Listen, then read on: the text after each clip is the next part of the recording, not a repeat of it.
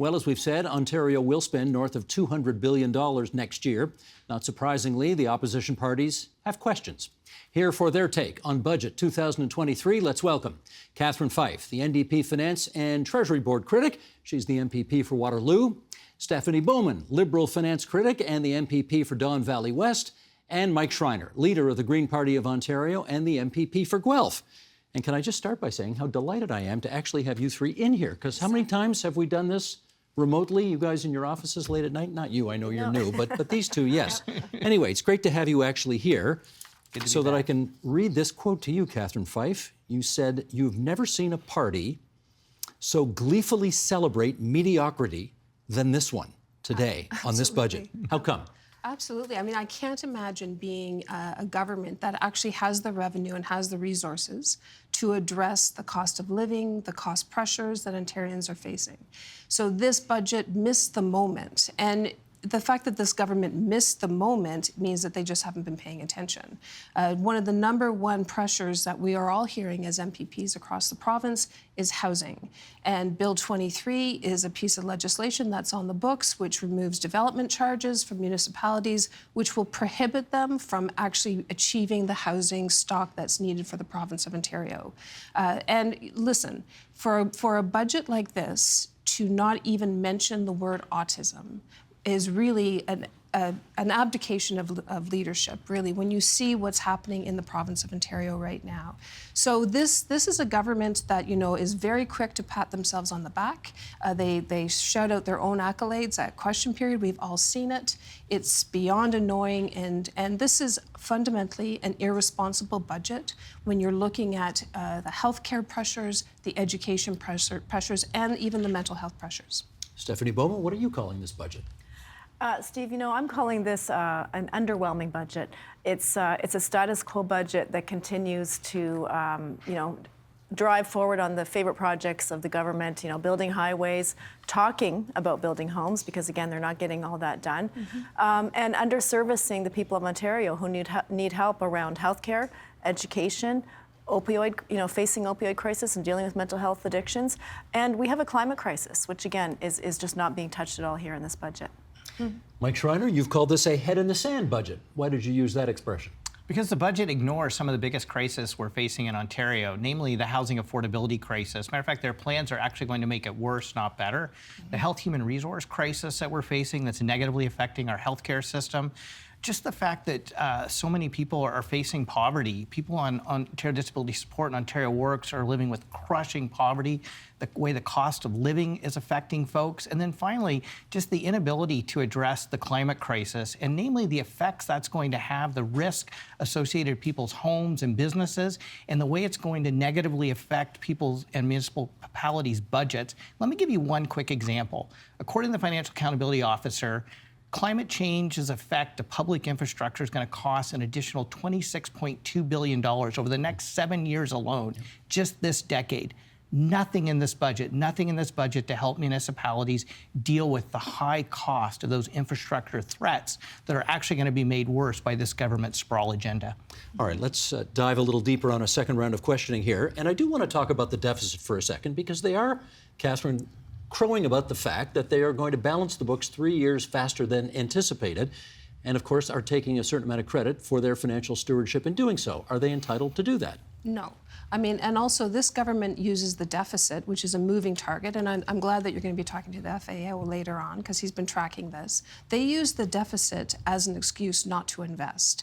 And they today in the House, when they said, we will balance the budget, all I could think of is that they're going to be balancing the budget on the backs of the most vulnerable people in this province. And that actually has greater costs. It has greater costs to the healthcare system, to the justice system, to the mental health system, and obviously to the education system. Can I challenge you a bit on that? Of course. They are bringing in gains. They are making gains, the guaranteed annual income supplement, available to more seniors. Indexing it against inflation? It's $1,000 over the course of the year. When I talk to seniors in my riding, their rent is going up $300, $400.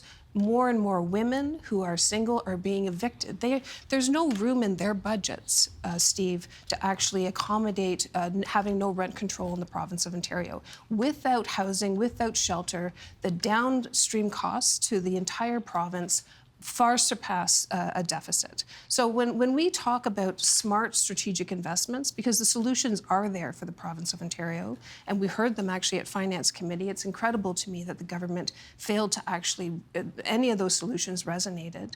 But when we talk about the downstream costs, that hurts people. It hurts seniors, it hurts children in our education system.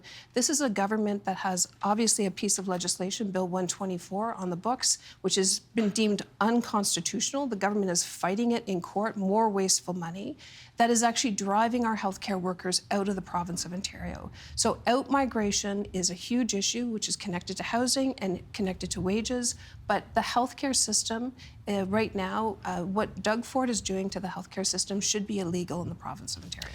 I would assume that a former official with the Bank of Canada would think it's not a bad thing to balance the books 3 years earlier than anticipated. What do you think? Steve, balancing the budget can be a reasonable goal for a government given a certain economic point in time. I think what we need to think about right now, though, is that this government is balancing the budget when they have a contingency fund of $4 billion. So they're Not for balancing. another couple of years, right? No, they're putting that in the budget this year, a $4 billion contingency fund. So they're balancing the budget to come in a couple of years, but they've got large contingency funds. So they don't need to balance the budget and underspend and underinvest in healthcare and education to do that. But aren't they hanging on to that money in the contingency fund because in case Bill 124 goes south for them in the courts, they're going to have to find $8 billion overnight to pay all those people? Yeah, so a couple things about that. I mean, this is a government that continues to, overpromise and underdeliver, right? Now, you could argue this budget might be a bit of underpromising so that they can underdeliver. We know that they put money in the budget and then they don't spend it. So this is, and they're underestimating tax revenues. They have a history of that. So this budget, I think, tries to catch up a little bit on that. So I think it's a little more reasonable in terms of their estimates for those things, but I think that's again evidence that they've got room to spend money with and still think about their fiscal responsibility. I'm reminded that not everybody knows all these bill numbers, and Bill 124 is, of course, the one that held collectively bargained settlements, not so collectively bargained, to 1% over a 3-year bargaining period, and the court said it was illegal. So it's going through the system, and we'll figure out where that's going. You're a former small businessman, Mike Schreiner. Do I assume you're not hostile to balanced budgets? Yeah, I can tell you, as a small business person, I understand the need to make investments to improve the performance of your business, and in this case, the performance of your province. Let me give you a couple quick examples. Poverty costs this province $33 billion a year. And yet this government is forcing people on Ontario Works, Ontario Disability Support Payments to live in legislated poverty. We'd be much better off bringing people out of poverty, saving that $33 billion for the province. Another quick example is we're subsidizing electricity prices at a tune of $6.5 billion. I did ask him about that. Did you? I'm glad you did, because that's more than most ministries receive in funding.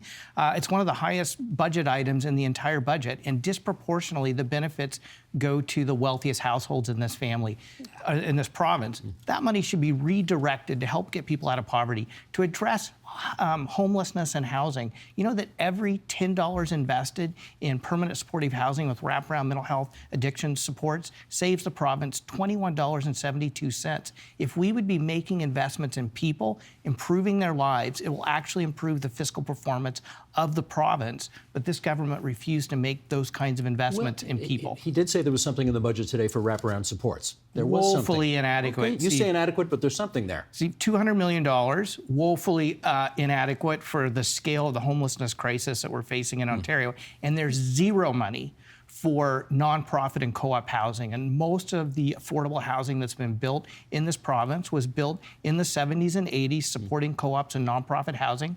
We haven't been doing that since the 1990s. Now we're at a breaking point. We need government to come back to the table with some funds to support that deeply affordable housing. Do you want to come back on that, or can I go somewhere else? The housing is the key piece, right? And so this government is stubbornly stuck with Bill 23. Bill 23 is obviously connected to the Greenbelt.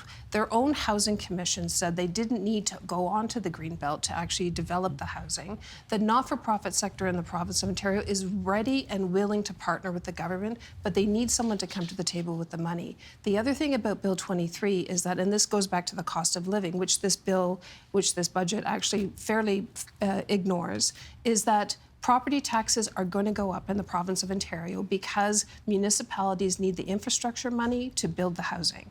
And the government is, they're firmly in the pocket of the developers. And this is a sad state of affairs, actually, in the province of Ontario. I know that the opposition's job is to oppose, but it's also the opposition's job to propose ideas they think are better. Yeah. So, okay, Stephanie, first chance to you. You saw what the budget did today. If you had a chance to put your blue pencil on it and change one thing, what would you do? Yeah, well, I'm going to give you two things. So first of all, this budget is really leaving people behind. So we've got 50,000 Ontarians leaving the province because it's cheaper to buy a house in Alberta. Yeah, but we've got 275,000 are coming in. We're still a lot ahead. of those are students, though. They're Yes. international students. So don't count? we hope they stay. No, we hope they stay. But we need to make sure we have the supports for them. They can't afford their rents today, right? They've talked about that.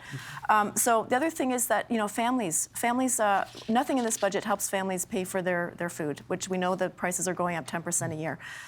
We had proposed putting in a $50 extra per child into the Ontario Child Benefit for families earning $30,000 or less. So again, helping those who are most in need is really what part of a government's job. The second thing this government isn't doing is investing today to drive productivity and innovation for our future economy. So manufacturing, they've talked about, and we can talk more about that new tax incentive, if you like. But there are a lot of other industries that drive the economy in this province, and we need to be making sure that all of them are getting more productive, because productivity has been lagging in Ontario and in Canada for many years, and productivity growth is actually what improves our quality of life. A new idea you'd have had in there had you been the treasurer today? So we would be focused on people. And this is what we heard on Finance Committee, is that, the government talks about building beds. Those beds are just furniture unless you have the people and the nurses and the healthcare professionals. So You mean hospital beds? Hospital beds, and education as well. So we would be completely and utterly focused on valuing and investing in the human resources, in the healthcare system, in the education system, and in the social services. Another example, which actually would save the province lots of money, is funding take-home cancer drugs. This has been an issue that we've discussed in the legislature. The government flatly denies that they will ever go in this direction. But why are we, making people who are very sick, actually have to travel when they can actually take those cancer drugs and stay healthier and be more comfortable? So there are solutions, especially around nurse practitioners for northern and rural communities. A nurse practitioner will take 900 people off of the wait list, and 2.1 million people do not have a doctor. So the solutions are there, and I think I think genuinely this is where this frustration comes from, is that you have a government that is so obstinately attached to Bill 124 and Bill 23, and they are listening to select voices and not to the people of this province. Mike Schreiner, a new idea from you. Yeah, let's help people save money. Let's address the climate crisis and improve our economy at the same time. One of the best ways we can do that is through a building retrofit fund that would help people retrofit their homes, create thousands of jobs in doing that, and help them save money by saving energy and reducing climate pollution at the same time. And why we're talking about housing affordability, let's actually invest in affordable communities where people can live close to where they work, and we don't sprawl out onto the Greenbelt, because this sprawl agenda actually costs too much money. It costs a municipality over 2 times more to service a house built in sprawl, like in the Greenbelt, than it does to actually build it in an affordable community where people actually want to live in homes they can actually afford. That's what young people want, and I think young people were forgotten in this budget. Okay, at the risk of getting into the weeds here, I want to talk about contingency funds, which we did a little bit a second ago. Yeah. Because it's true, there are billions upon billions of dollars being put into contingency funds, which are essentially a fancy way of saying rainy day funds. But Catherine Fife, I wonder whether you agree that if, for example, the Supreme Court comes back and says, you got to pay all these workers $8 billion, or if the City of Toronto, as we know they will, comes to the province and says, we need $1 billion to help balance our books, because we're not allowed to run deficits, the province is going to have to find that money somewhere. Is it not reasonable that they've put some money in these funds for a rainy day? So the biggest thing with the contingency funds is the lack of transparency. So even this government started off the year with $4.6 billion in a contingency fund. That $4.6 billion has steadily gone someplace. We as legislators do not know where it's gone. And so that's really undemocratic, quite honestly. It prevents us from doing our job. Around the court settlement, I mean, yes, the government brought in Bill 124. They violated collective and bargaining rights. The court deemed it unconstitutional. Doug Ford is still in court fighting that, wasting more money. So the first thing that Doug Ford should do is stop fighting nurses in the courts of Ontario, stop wasting that money, and then go back to the table and bargain in good faith. The nurses, teachers, all public sector workers want to go to the table. They want to have that engagement with the government. Well, that's going to happen now, isn't it? Because well, I mean, it was a 3-year period that it was covering up. Well, it has to happen, but how can it happen in good faith, Steve, when they're in court? I mean, really, Okay, fair point. unconstitutional legislation, government should not be wasting taxpayer dollars in court fighting unconstitutional legislation. Same question to you. Is it not, their word is prudent, is it not prudent to keep billions in a contingency fund for that rainy day when it comes? Well, again, you know, historically, contingency funds have been around $1 billion a year.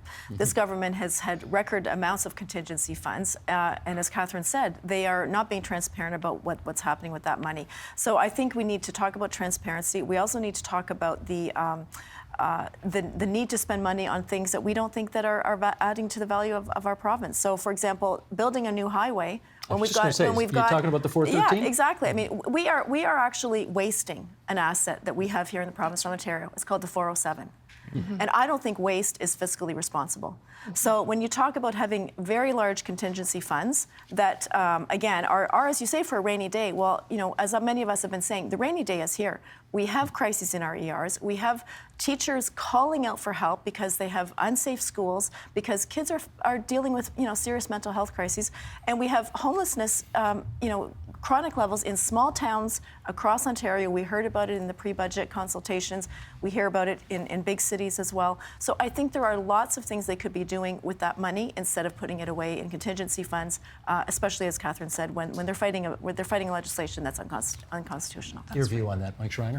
I tell you what, people are hurting right now, Steve. Yeah. They are hurting right now. And how disrespectful is it of this government to have a contingency fund for some rainy day when people are hurting right now? When you have nurses who are overworked, underpaid, and disrespected by this government, and to say, oh, we have a contingency fund in case we have to do a payout of an unconstitutional bill that's restraining your wages, like, that's outrageous. And so, you know what? Let's invest in people. Let's invest in people now with the money we have available to improve their lives now, and it'll be good fiscal policy that's actually going to save the province money in the long run. That's where that money should go. Okay, we got about 2 minutes to go here, and you know I do this every year, and I know you don't like it when I do this, but, you know, I feel some obligation to be somewhat balanced here.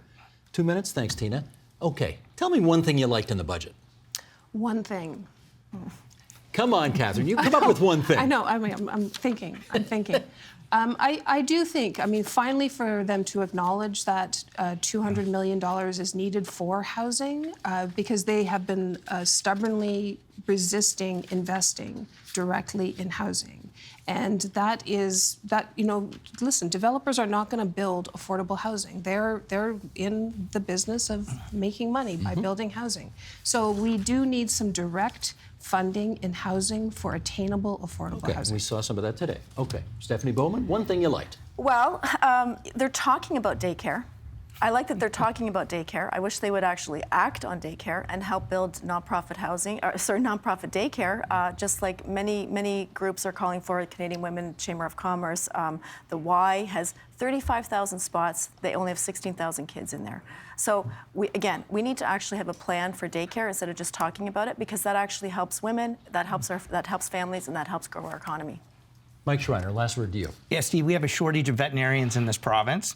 And there's a particular university called the University of Guelph that can help solve that problem. And I've been advocating for a program that would connect Guelph to Lakehead University to train more veterinarians, especially where there's a shortage in the north. Yeah. That was in today's budget, and I'm pretty happy about it. And you got a heads up that it was going to be there. A little tiny heads up.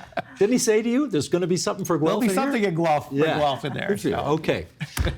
Listen, let me reiterate what I said off the top. I'm really glad you could all come in tonight. I know your schedules are crazy, particularly on budget day, so the fact that you took the time to drive up to our studio or take the subway or however you got here is really wonderful. So thank you to Catherine Fife, the New Democrat finance critic, Stephanie Bowman, the Liberal finance critic, Mike Schreiner, the leader of the Green Party of Ontario.